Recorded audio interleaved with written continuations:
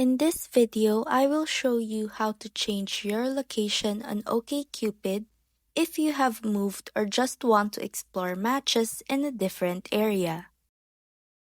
First, open the app and tap on your profile. That's the icon at the bottom right corner of the screen. Next, tap the gear icon at the top right, then hit Edit. You will see your current location displayed. Just tap on it and type in the new city or area you want to appear in.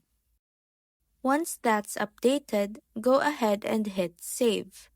Now just go back to your profile and you will see your new location showing right at the top. This helps OkCupid show you matches based on your updated area. Super useful whether you've moved or you're just planning ahead. That's how you change location on OkCupid.